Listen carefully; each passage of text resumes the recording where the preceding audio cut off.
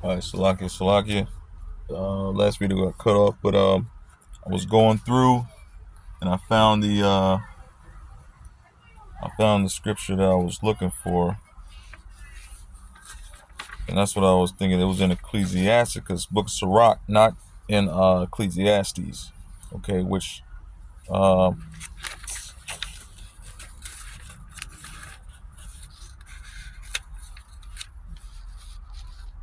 yeah, there's one I want to get out of Ecclesiastes. This is actually out of Ecclesiasticus. So the Book of Sirach, chapter 43, and it says, verse 6.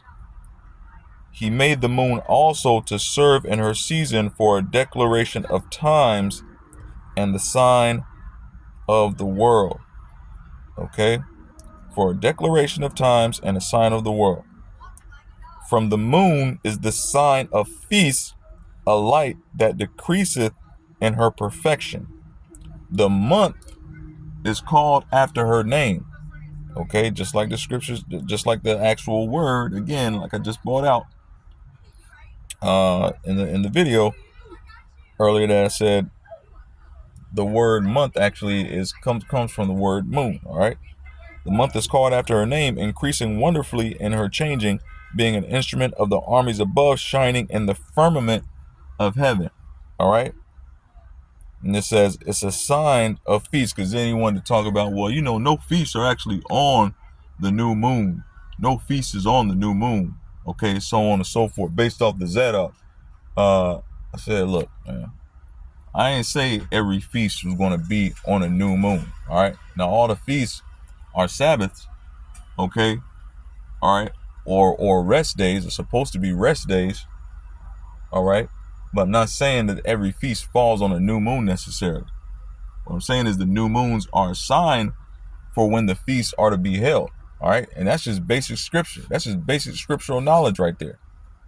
All right. So then why you want to go back and debate on the new moons and what that has to do with the feast days being on the new moons is beyond me, man. Okay. Well, I know where it comes from. Again, it comes from a place of being a so-called a stiff-necked so-called Negro, man. Okay. So I'm gonna get this next scripture right here, and then I'm gonna go ahead and keep it moving. You know what I'm saying? Get to camp, man. But this again, a lot of these professed Israelites, man, gotta get it together, man. You know what I'm saying? And just get in order. You know. Let me get this real quick. This is Ecclesiastes 12 and 12. It says, and further by these my son,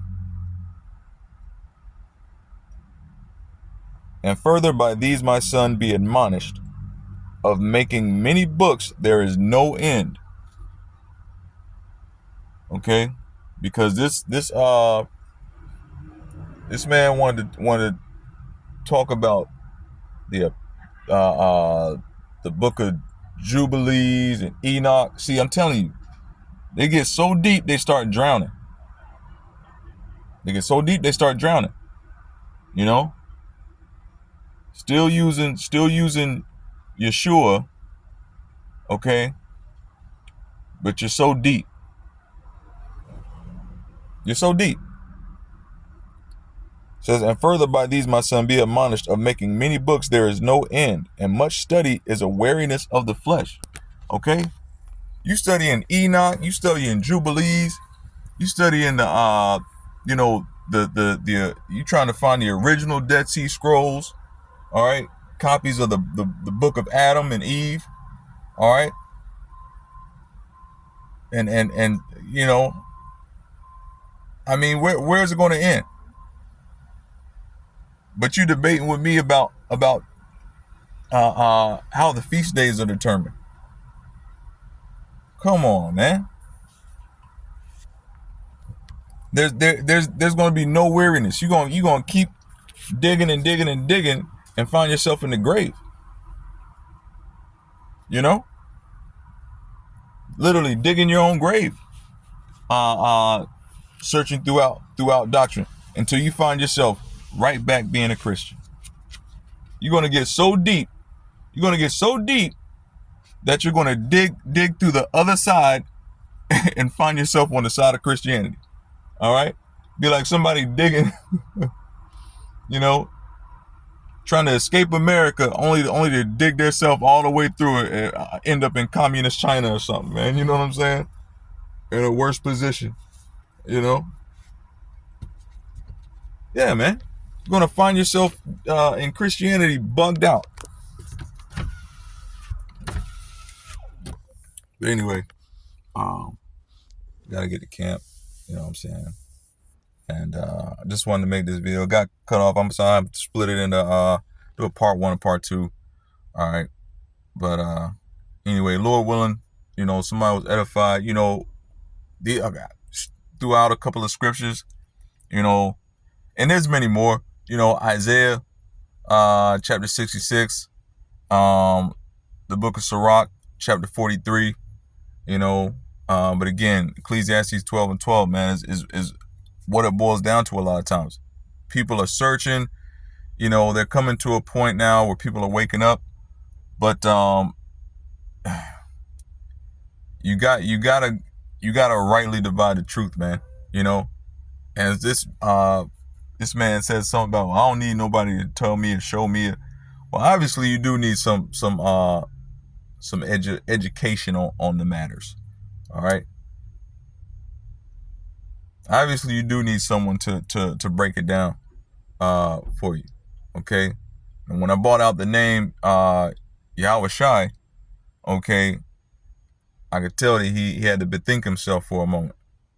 Okay. So I did a brief breakdown on the name of Yahweh, and then the name of the only begotten Son, Yahweh Shai, and he had to bethink himself a little bit, you know. But yeah, you get to reading all these different books and looking up this calendar, that calendar, this version of the Bible, that version of the Bible, and these you know, what they call lost books, you know. Outside of the Apocrypha, you got these lost books. Man, you're gonna keep digging and digging and dig yourself into a grave. You know? So Lord willing, he was edified. All right. And Lord willing, someone else is edified. With that, I'm gonna say shalom.